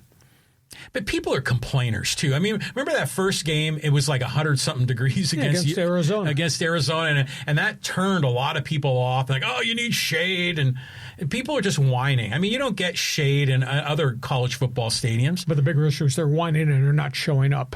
Yeah. And the program needs fans in the stands. Yes, okay, Aztec fans, you got a chance here to join us because we do talk about the most important stories of the day. Last set of topics on the table, it's the reason we're dressed the way we're dressed today. Yeah. Okay, well, a lot of Olympics going on. Team USA, Team Canada. Hey, baby. USA hockey. Let's start with the women's gold medal championship game this morning. Team USA survived and beat Canada, sudden death, overtime, 2-1. Spectacular game. When I go to 3-on-3 on open ice in overtime, your heart beats. I said, don't turn the puck over. Don't make a mistake. It's 2-on-1 or 3-on-2 going the other way. And Canada nearly won it in overtime, and the U.S. came back and won it 4 minutes into sudden death overtime on Megan Keller's length of the ice dash deke move to score 4 minutes into OT. That was after Hillary Knight, the captain, who's retiring after 15 years playing for Team USA, scored on a deflection with 2 minutes to go to tie it. Canada had led 1-0 up until that. USA tied it with 2:04 to go in regulation and won it 4 minutes into overtime. And Ariane Frankel, 30 saves in goal against a Canadian team that flew. I mean, that was fast, that was furious, and there were a lot of good looks on goals the Canadians got, and Team USA's keeper, Frankel, kept them out. Tremendous win by Team USA. We go from that to what's going to happen tomorrow. Men's semis. Team USA's men nearly lost in the quarterfinals, struggled, came back and won. They play Slovakia tomorrow. Team USA's got a lot of firepower. Team USA has been fierce in chunks of games forechecking. They got to do that to beat Slovakia. Canada plays Finland in the other semifinal. Canada nearly lost in their quarterfinal game. They had to come back. Connor McDavid, the Edmonton Oilers, can set an all-time Olympic scoring record tomorrow. He's got 11 points so far in these playoff games. If the U.S. wins, Canada wins, they're going to face each other in the championship game. I got a question to ask. Championship game, Sunday. Could you please explain to me the IOC? I mean, you're closer to them than I am. IOC can set the starting time anytime they want for the championship game, right? Yeah. So in all likelihood, we hope, it's USA-Canada. Why would you start a game at Italy at 2 o'clock in the afternoon, which is 8 a.m. New York time on TV, which is 5 a.m. West Coast time for you and me? Why would you not start it later in Italy for a later start time for bigger TV audience on the East Coast and give everybody a chance on the West Coast, aside from us fanatics, don't have to get up at 5 a.m. to watch it? That is so absurd why the IOC would do that. But anyhow, that's where we are with the championship game. Meanwhile, when you play these games in international play, you have the risk of injury. And now it looks like Pittsburgh may have lost Sidney Crosby, they think, with ACL damage in his knee. He got cross-checked and clubbed. He got hit 3 times on one shift. And on one of those shifts, he went down at a bad angle, injured his knee, had an MRI. They're not talking about it. He's not going to play in the semis. I don't think he's going to play for the Penguins when the second half of the season begins. That's a big blow. And speaking of the Olympics, San Diego Gulls. Those who follow the AHL, like me and you, guess who some of the heroes were in the Olympics? Pavel Regenda, former Gull, scores 2 goals for Slovakia and gets Slovakia into the men's semis tomorrow against Team USA. Pavel Regenda was here for 2 years with the San Diego Gulls. And Lucas Dostal, star goaltender Gulls, now the lead goaltender Anaheim Ducks. He was magnificent for Czechia during the playoffs. Wound up losing to Canada, faced 41 shots in the quarterfinal game and had him in it into the third period. So how about that? 2 San Diego Gulls doing really well in the Olympics. So that's where we are. All things IOC, all things USA-Canada. And excuse me for dressing accordingly with my ski cap and my USA hockey hoodie. Go ahead. You just love this. Oh, yeah. You're a hockey guy at heart, aren't you? Yeah, exactly. I mean, you got your background in hockey. I appreciate that, and I just love it that you're fired up for it all. Now, good on the women for winning. I mean, that's a huge rivalry. USA Canada for the women. Those goaltenders are unbelievable. Wow, I mean, it's good. I mean, it's cool seeing the women actually out there on the ice, kind of bumping around there. The sport has taken a huge jump in popularity. That's cool. I mean, it really is. And by the way, the men's gold game, 2 o'clock local time. The IOC is probably saying, "Oh, those damn Americans! They think that they own this place. They think they should schedule it because they assume that they're going to be in the gold medal game." I don't know. I mean, in the end, they got to set a time for that. But you're right; they could set the time at any time. 5 a.m. West Coast time. I'll watch it. I'll be pouring coffee on my eyes to wake up, but I'll watch it. Yeah, that's nuts. And by the way, I am digging curling. I mean, especially the USA women's team. I kind of feel almost sort of hypnotized watching these stones go down and how they're going to set up and how those stones are moving and what the strategy is. I'm really enjoying the sport. Question of the day. Are there any curling rinks in San Diego that we can identify to send this guy to so he can actually learn the game correctly? I did go curling once, and it was up in Escondido at the Iceplex. Right? Oh, okay. Yeah, and I took my son and one of his friends, and there's like a curling club here in San Diego.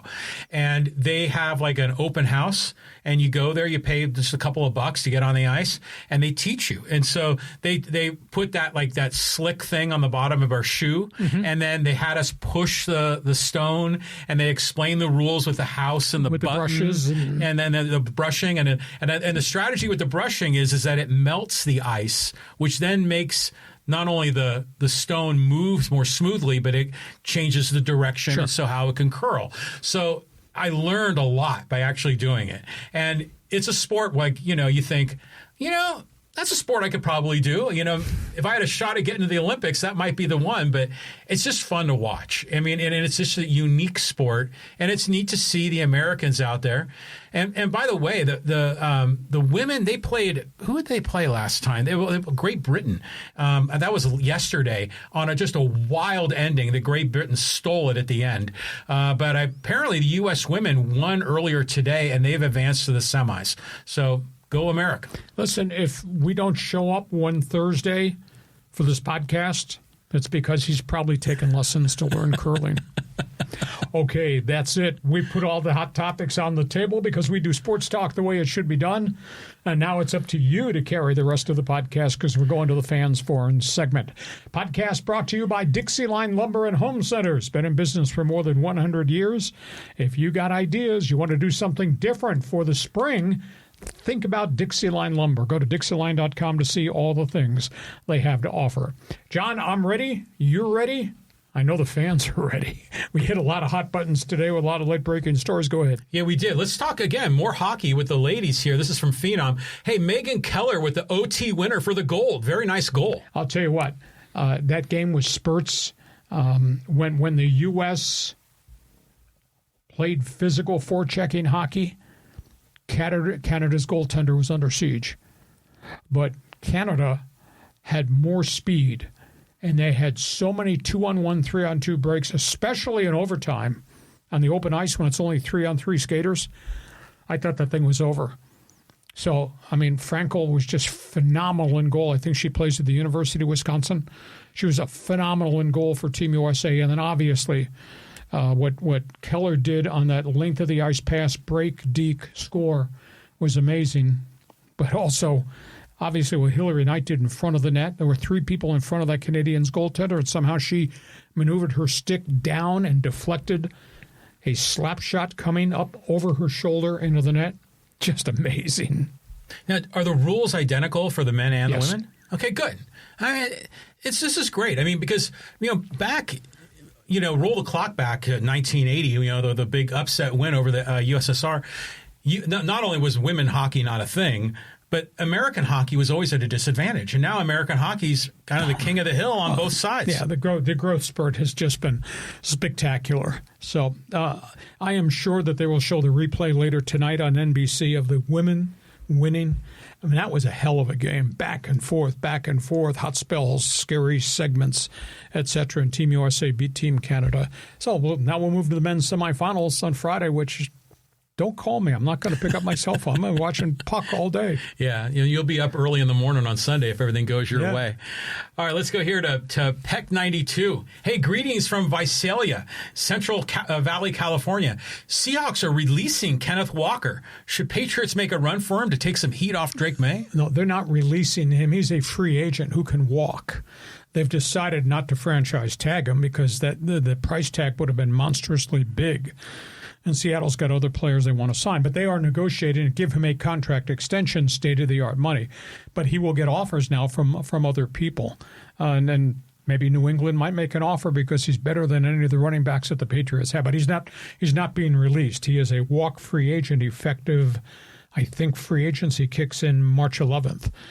And he can start taking offers from people then. But again, Seattle helped make him a star, and that's a really good football team. And they know they're going to have to fork over some big money, but they're not going to franchise tag him. Yeah, can you imagine releasing the Super Bowl MVP? That's not going to happen. But, Peck probably a Patriots fan. They're hungry for talent. But you think Max Crosby might go to the Patriots? Well, his name has surfaced this week in trade talks for certain. And they're going to be active. New England's still got a lot of rebuilding to do, but they have 11 draft picks, too. Yeah. So football is still cooking, man. Visalia, great to have you. We're here Mondays and Thursdays. You email all your friends. Tell them who we are, what we do. Okay, let's go here to retro. Hey, Padres went from a team that going to go 82-80 at best to 87-75 wild card team. And if both Walker and Herman give us 10 wins, that's a big W. Well, that's the big issue is they've got guys who have proven they can pitch at the major league level who have been sidetracked by virtue of injury. But each of them came back. I'm talking BUEHLER, Marquez, and Canning for the most part. Each of those three guys came back from the surgeries and had segments where they pitch pretty well. So you think, well, if you have proper handling in a rotation or maybe part-time long relief, that you can preserve these guys where they can be key components at the back of your rotation. So you got that segment, and obviously you're waiting to see, John, what happens with Michael King and Musgrove, because we don't know. Guys come off surgeries at different rates, and, King had the scapula thing, and he didn't pitch well when he came back from that, and then he went down with a knee injury. And obviously Musgrove has spent more than 12 months now rehab from the forearm surgery. So we have to not only wait to see the free agents they signed, how they hold up, or can they give us the flashes they've already shown, but how does Musgrove hold up when they make a start, max effort? How do they recover the second day? Can they throw their bullpen the third day? Will they be ready to get the ball to start the fourth or fifth day? And can you get into that regimen that they don't have any physical setbacks? So there are question marks on both those chunks of the pitching staff. But at least, and this is the thing that's most important to me, is they got numbers. Now they got numbers of guys who pitched okay as starters in the major leagues.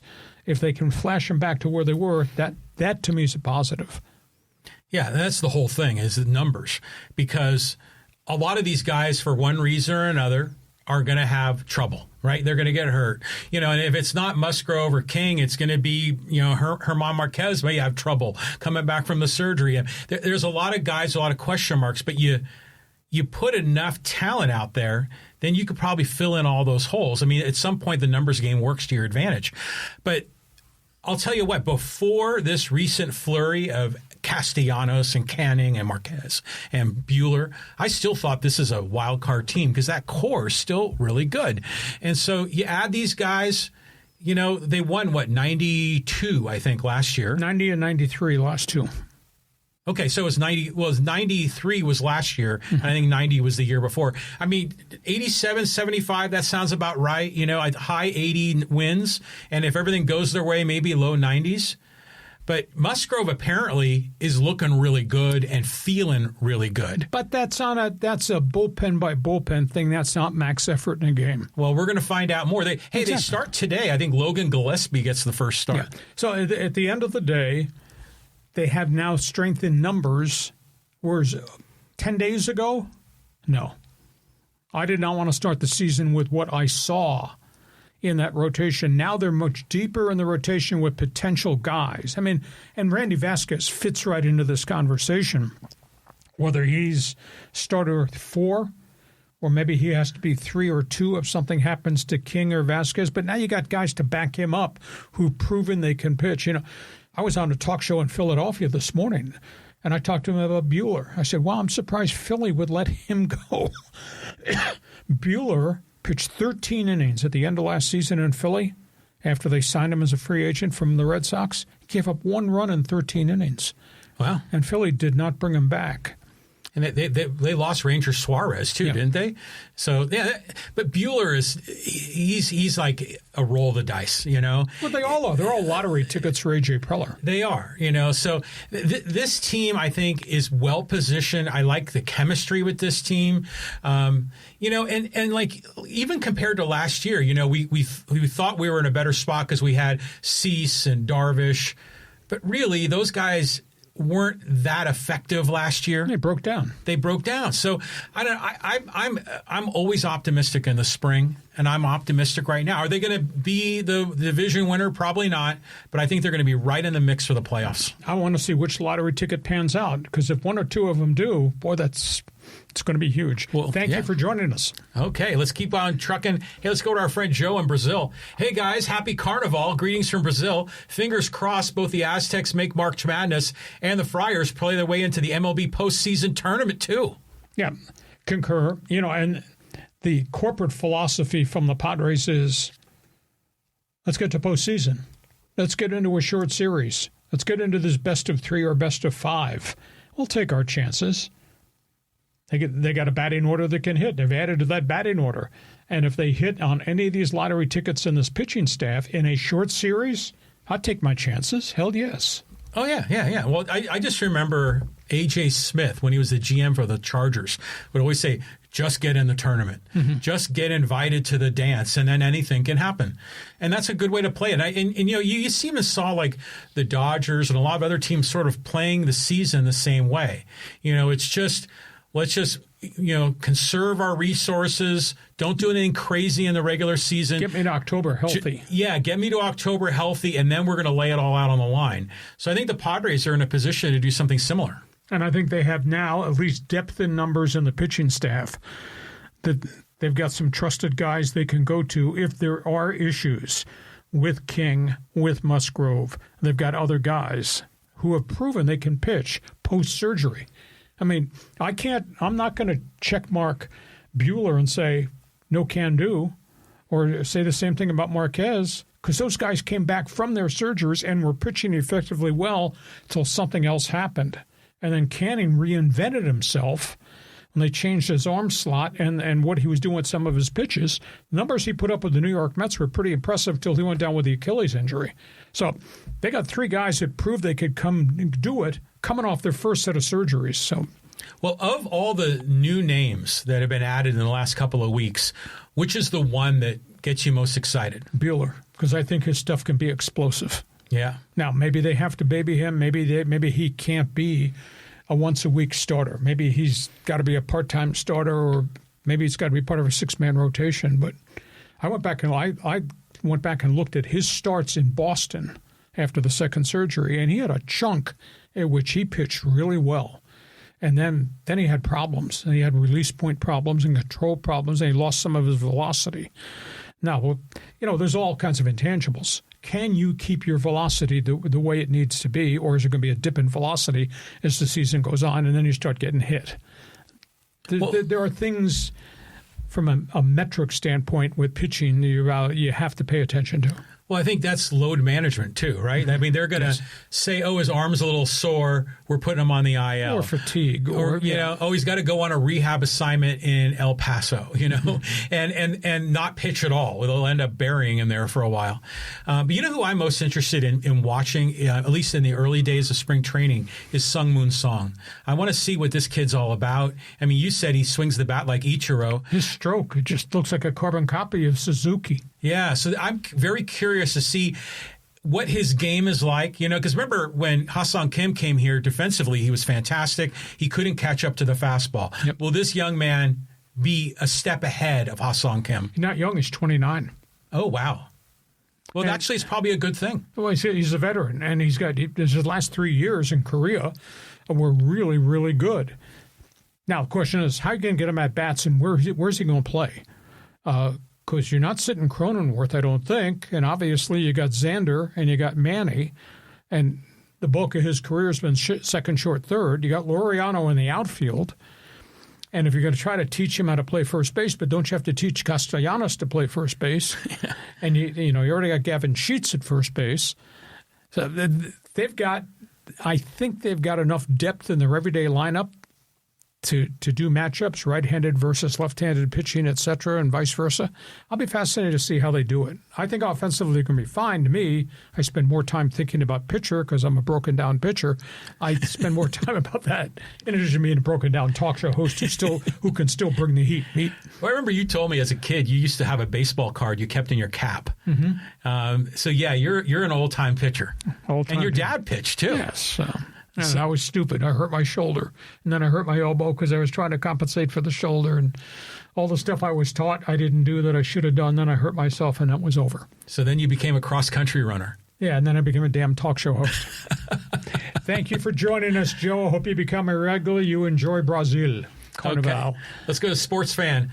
Hey, Lee Hacksaw Hamilton, can the Angels fans listen to KLAA AM 830 online, or is the radio broadcast blackout to be like the TV blackout games? A lot of people don't know the Angels do not have a TV contract. They're not televising any spring training games. But didn't they just sign a deal? They're supposedly negotiating to go under the umbrella of MLB, but it's not done. They just announced no TV games in the spring, which I can't freaking believe. But all their games will be on AM 830, so you'll just have to go on that website to see if there's a way to access, to listen to that on streaming. I would assume you probably would be. And during the course of the day, because these games, most of them all play today. Even down here in San Diego, you can get AM 830. It's kind of a pseudo-syndicated sports talk station. It's a big signal during the day. At night, you can't pick it up down here. But during the day, I bet if you dial around, you can find it. That's weird. Usually AM stations at night, it bounces off the... But they down power. They're 50,000 watts during the day. They're 5,000 at night that you can't really hear outside of Anaheim. Listen to you, man. You're an old school radio guy. You know all about the watts and everything else, all the rules. Well, they talked to me and Bill Warndell about going up there to do a sports talk show. Oh, really? Back in the day, and then they didn't offer us a job. How's that worked out for them? You and Philly Billy, that'd be a good show. Oh, we'd be arguing. Oh, you think? Okay, let's go to Nathan, talking Chargers. Hey, guys, what's up? Great show. Should the Chargers go after free agents Rashid Shaheed or Deebo Samuel Sr.? They need to spend their money in the offensive front first, and I think that's priority one. They've got a lot of components on the offensive side of the football. Remember the two kids they drafted last year? Lambert Smith and Harris, those pretty good young players. They had flashes where they showed they could get open, they could run the routes, catch balls, they drop balls too. I don't know what they're going to do with Quentin Johnston. I think that's fascinating to see that. They still have Keenan Allen that I think they're bringing back at a reduced price, and obviously Ladd McConkey. I think from a skill position, I think they're pretty set around Justin Herbert. It'll be a brand new offense. Get that ball out of there quick. No, their priority is the front, what they do at guard and at center. I think Becton is gone. They're not going to bring Bozeman back. They're going to try to find a legitimate Pro Bowl center, which you need. And the other thing is the clock is ticking. We have to see what happens with Jesse Minter in Baltimore, because the feeling was he was going to take some assistant coaches, and he did off the Charger staff. And the second thing is he going to take some of their linebackers? Might he take both Khalil Mack and Olway? Both those guys are unrestricted free agents. One of them could wind up in Baltimore, Jesse Minter, so suddenly that opens up some other holes on the defensive side of the football. I wouldn't touch Deebo. No. And Rashid Shaheed, a local guy here, right? Mount Carmel High School in Rancho Penasquitos. But he's had a nice run there with the Seahawks. He just got there about, a year and a half ago? Yeah, and he's very versatile. He'll return kicks for you and everything else. But they'll probably re-sign him like they're going to re-sign Kenneth Walker. Exactly. That's what I was about to get to. You figure they're going to re-sign those guys. The Chargers. You're right. That offensive line was a shambles. They got to fix that. Okay, let's keep on going. Oh, Surf City Bill always got something to say about Mountain West basketball. Hey, Grand Canyon is a good team. Very good. Bryce Drew is a really good coach. I'm going to say something that might probably offend a few people. Grand Canyon is a different type of university. You may say religious-based. Mr. Capitalist, I want you to respond to this. Okay. Grand Canyon is a for-profit university. Yeah. Anybody can come in, give us your money, here's your piece of paper, diploma, and you can live. They operate by a different set of standards, and a lot of people in college athletics kind of offended by that. That's how they got who they got. Yeah, but profit is not evil. They've got money to spend. Now, there's no way they're going to say we're a for-profit university and any student can just pay money and get a diploma. Kind of looks that way, though. No. They have to be accredited academically. Now, with athletics, it gets a little squirrely, and that's not just Grand Canyon. That's everybody. But Grand Canyon is a Christian school, but more importantly, they have big money people behind them. Is Colangelo behind that university? He was the one that started the intercollegiate basketball program there. Jerry's one of the great human beings I ever met, former owner of the Phoenix Suns in Arizona Diamondbacks. Just a great individual. He's retired. I think he lives in the Bay Area now. But, he was a catalyst for what that thing became. But the thing is really good, and they operate by a different set of ground rules, if you will. But getting back to the, Big City Bill's comment, Surf City Bill's comment, at the end of the day, that's a really good coach. That's a really good program. That's a really deep team. Hell, Grand Canyon should be in the Pac-12 with Gonzaga, San Diego State. Yeah. Yes. Grand Canyon is what Sac State would love to be. Yep.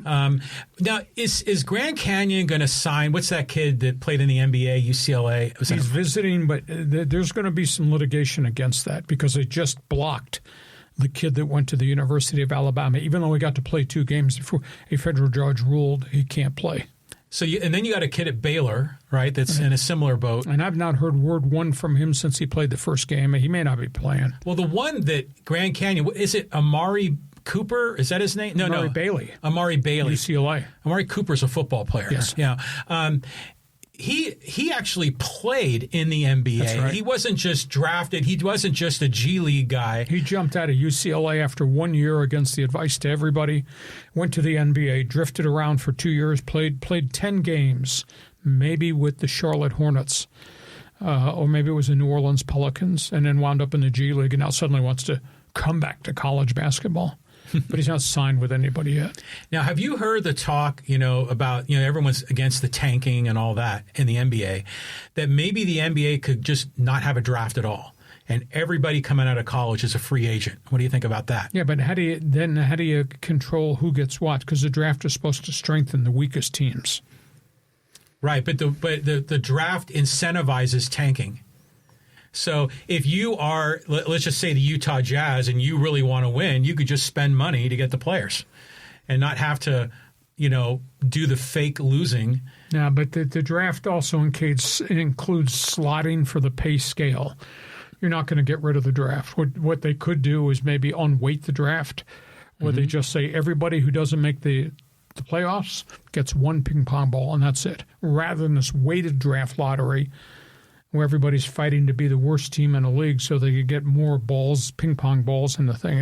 It's the league's got a real problem. And you look at the NBA league standings right now, it kind of looks like there's 10 teams that are just intentionally tanking, and we're halfway through the season. We still got a half a season to go, and that's unfair to the fans. It's unfair to the media partners that you have. It's unfair about the integrity of the game to allow it to happen like this. Totally agreed. I agree. So it's going to change. I think they'll probably unweight the lottery. I mean, they just hit Utah with a $500,000 fine because they sat 3 of their starters for an entire fourth quarter in a game in which they had a lead, and it's deemed like they wanted to lose.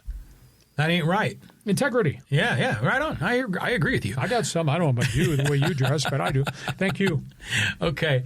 Hey, let's go here. Who is this? One for All. He says, hey, you don't recognize the problem the Dodgers cast-offs are. Walker Buehler is a cancer to Major League Baseball, and the Padres shouldn't be looking at the Dodgers vomit. And what do you say, cancer? A guy pitched his ass off and injured himself twice. I don't know where you think you're getting your information, and he's a cancer. I think he's a firebrand. I think he's the kind of guy that wants the ball and he wants to stay on the mound. He's tried everything he can to stay on the mound, including reinventing himself in Philadelphia. And he had such a good finish to the Phillies season last year that he carried some credibility. And the Padres scouted him. They watched him throw, I was told, at least twice, more recently here in California and in Arizona. So what do you mean he's a bad citizen? Please.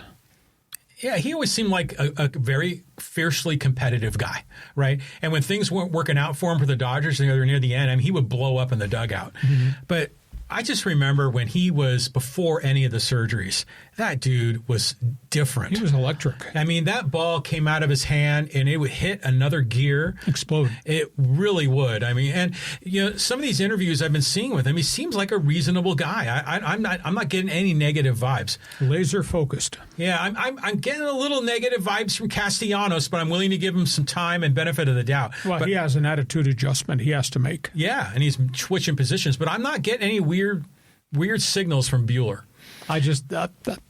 I'm sorry. Where you're coming on that behalf of Buehler, I totally disagree. Okay, let's go to Bat Fan, talking a little bit about what happens if they have a cap. Hey, the salary cap floor, 3-year grace period to reach the agreed-upon numbers. Old contracts grandfathered in, but restructured to reach the cap limits. Well, that's what John and I talked about early on this podcast. This is a very complex mosaic. How are you going to get all the components to fit in whatever the salary cap number would be? Because the salary cap involves not just a hard dollar number. The salary cap involves the creative aspects of contracts. It's a great point, Bar, that you make. The cap involves deferrals. How long are the deferrals going to go? Do you put a window where there's only so many deferrals count for so many dollars? It's very complicated. And then you throw into the pot all these other things that go into gross revenue, baseball TV contracts, what the Dodgers are getting versus what other clubs are getting. I just read a report today. The Dodger TV deal, they get $323 million a year TV. Padres get 40. Yeah. Big disparity. Yeah. So, what share of the Dodger TV revenue is going to go into the central fund that's going to be used for revenue sharing for everybody? The structure of that has to change. So, like I say, you take the TV contract structure. What does the deferral number look like? What do signing bonuses look like? How far out can you average this stuff out? The mechanics of a hard cap are very, very, very complex. Now, when did the NFL switch to a cap and floor, and how did they transition into it? They grandfathered it, and that was the word that he used. That was a piece of the equation. I want to say, oh my goodness, you'd have to look up on your cell phone. Salary cap NFL, I want to say in the early 2000s, maybe. Because I went through the one work stoppage. When I first got here as the voice of the Chargers is when we had the first work stoppage, which was 1987. But that work stoppage was all about free agency. And I think in other collective bargaining agreements, we actually got to a cap. And I want to say maybe 2003. Really? I just remember in the 1990s, the 49ers had salary cap challenges. Or maybe I'm misremembering something. I don't know if it was the 90s. Some of the big clubs have always had cap problems. 49ers were one. Dallas always has them. But they always figure it out. Mm-hmm. So we'll have to look that up. You're the smart guy, even though you don't look like that dressed. You'll put it up on your cell phone. When did the salary cap first come into effect? Where's your Team USA, beanie? I don't have a beanie. I don't think I. What does that say on there? Like Adirondack or something, right? Yeah, it's Adirondack. This is my ski cap. Good for you, man. Okay, all right. Let's go down the list here. Someone's throwing money at us. We always got to get those folks involved. Thank you very much to Music to My Ears. Hey, did I miss the discussion on the MLB PA? Tony Clark resigning ahead of labor talks. He was forced out because. No, he was forced out for a couple of things. There's a federal probe going on. We talked about it at the early segment. When we're done with the podcast, you can always go back to the YouTube channel and watch it. It was one of the lead stories. You can always revisit this podcast again when we're done on live stream. But he was forced out because there's a federal probe. MLB and the NFL started a joint agreement to monetize players' likeness. It's kind of like NIL money. And it's made $2 billion in the first couple of years in which this new consortium has been put together. Well, they did a probe. There was a whistleblower. There was a lawyer who worked for the NFL Players Association, said this is not right. She uncovered evidence that she blew a whistle. And then she got fired, and she sued, and it's in court now. She said these guys, Lloyd Howe, the Players Association Director of Football, Tony Clark, Baseball, put in profit share clauses in their contracts that they would get some of the money on the profits from this new marketing agreement. That was the start. And then they found out there was nepotism on the baseball unit. Tony Clark hired his sister-in-law to work on behalf of this new NIL program that they had worked on. And then they found out he was having an affair with her. Tony Clark's decisions, personally and professionally, got him fired from the job. That's the summary. If you go back and watch the beginning of the podcast, you'll get a further discussion. But that's what's behind it. He was forcibly removed and replaced by the lead negotiator, Bruce Meyer. And this guy's a hard ass. This guy comes to the negotiating table looking for a fight. So the owners the owners may be running around saying, "Oh, the agent, the lead guy from the union's gone." Well, there's nothing to cheer about because now you got to deal with Bruce Meyer every minute of every day. Yeah, that's going to be tough going up against him. I'm just thinking about how the hell do you have like an affair with your sister-in-law? I mean, what's Thanksgiving dinner going to be like? Talk about family dynamics all screwed up. I've known Tony a long time. He's from here. He's from San Diego. I've known him forever. And he was a proud man. He was so honored to be chosen. He was first black executive in baseball to have something that higher ranking. And he influenced a lot of people. But boy, these decisions that he made, why would you do that? And I'm trying not to judge him. And, this was equal parts professional mistake, equal parts personal mistake. Wow. Kind of like that Sharon Moore in Michigan, Yeah, how do you do that? I know. It's mind-boggling. Okay, let's talk some Raiders football here with Do You Love It? The Raiders should trade Max to the Niners for Mac. Then trade the first pick for more picks. Stock up.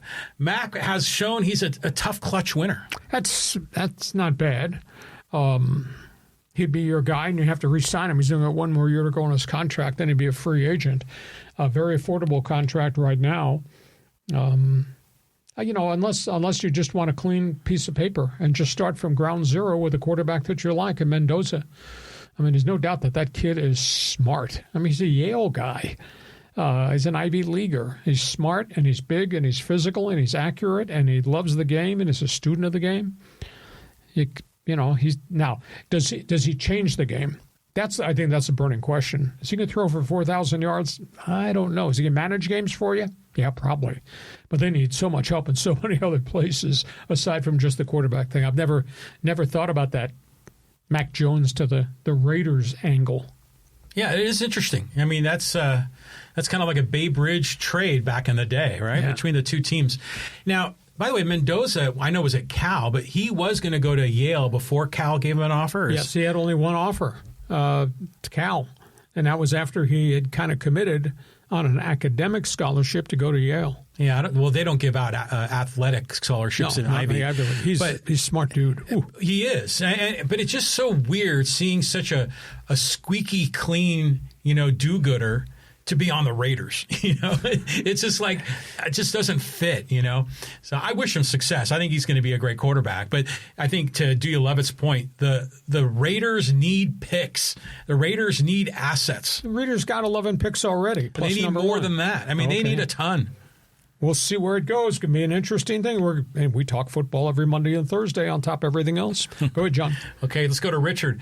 Hey, I'm so glad ESPN will no longer cover the Major League Baseball. The Sunday night game is unwatchable. Too many in-game interviews after the Super Bowl. We're giving odds on the next year. Who cares?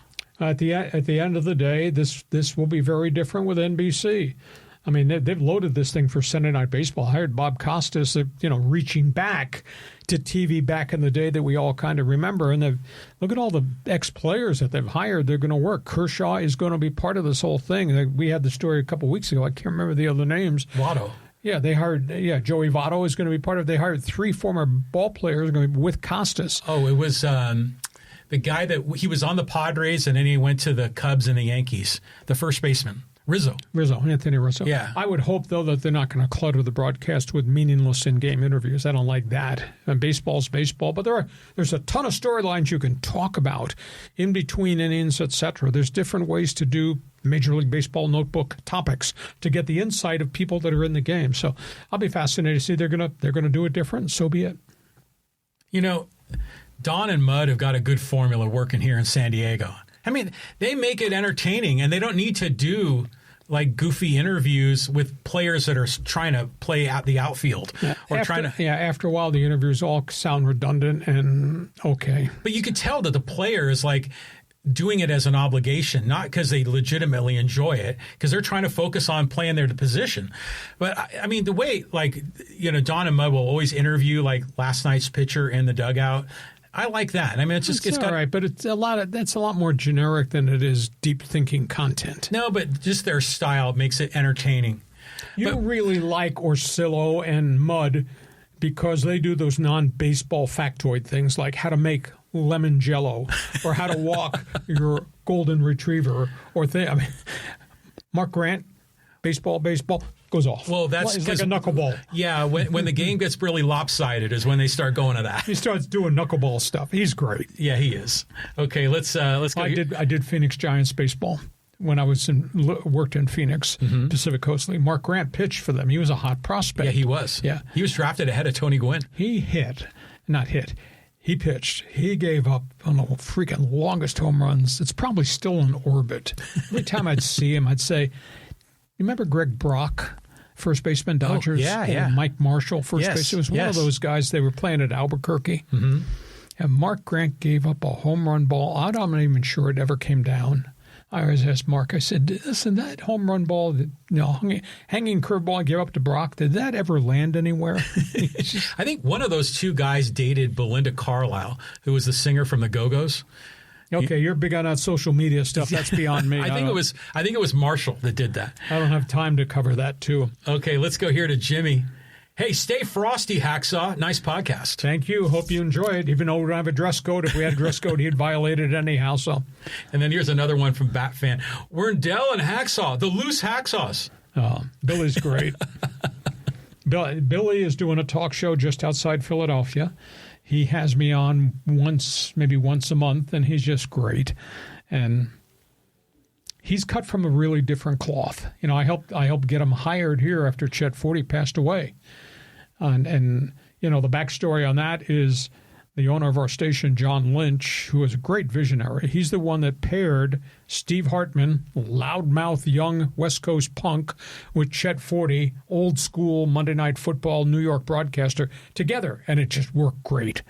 And for a year, and then Chet got sick and passed very suddenly. And they were brainstorming at our station at 690. How do we replace Chet? Because they had really established a standard and a style. And I said, I got somebody for you, a guy that I had just met, Philly Billy, Bill Werndell in Philadelphia. He was doing NFL coverage. And we'd have him on my talk show talking about news and notes around the NFL. I said, bring this guy over.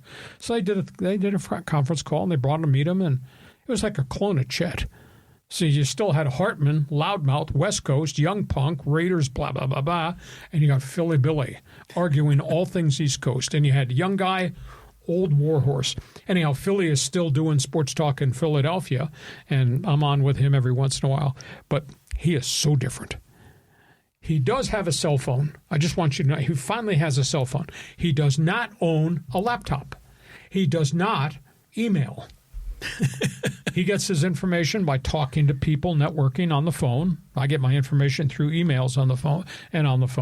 And it's like his world stopped technologically in 1978. He's probably got a flip phone with a rotary dial on it or something. That's possible, too. Now, is he known as Philly Billy in Philadelphia, or is that just a nickname when he was in Nickname they gave him out here. Okay. So he was great. I remember when he was on your show and he was from Our Lads. Yeah. And you guys would break down the NFL draft. And he had a very unique voice and style. It's called Philadelphia accent. Yeah. And he was great. And you're right. He fit in. I mean, we love Chet, but he fit in very nicely. It was a smooth transition. But he was like Chet. Steve, yes. You're full of crap. Yeah. It's just great. Hey, listen, we hope you have enjoyed this podcast. Man, an absolute ton of hot topics on the table. We're here Mondays and Thursdays at 1:30. I hope you'll make it a regular point to join us on the podcast on the live stream. Remember, if you miss a piece of the podcast, you can just always go back to the YouTube channel because it's always there. And the reminder, we love doing this. We're in our 4th year together with Hot Topics on the Table and the Fans Forum chat box. We don't charge anybody anything, but effective last week, we're calling in all the receipts. You owe us. I want you to hit the follow button. I want you to hit the button that gives us a 5-star rating. I want you to hit the button that gives us a thumbs up. It really helps us grow this podcast a great deal. We hope you've enjoyed this. Have a great sports weekend. If Team USA plays Canada Sunday in the Gold Cup game in hockey, at soccer starts at 5 a.m. West Coast time, I'll be up. I'll buy you a cup of coffee if you'll be up. Right on. Okay, then maybe we'll watch some curling together, too. And you can explain that rules to me. Hey, have yourself a great sports weekend, John. Hey, yeah, go Team USA. Have yourself a great sports weekend. Thanks as always for being part of our team on Hacksaw's Headlines. Join us again for Hacksaw's Headlines on YouTube, Facebook, and Twitter. And find the audio version on your favorite podcast app. Touchdown, San Diego! For more content, go to LeeHacksawHamilton.com.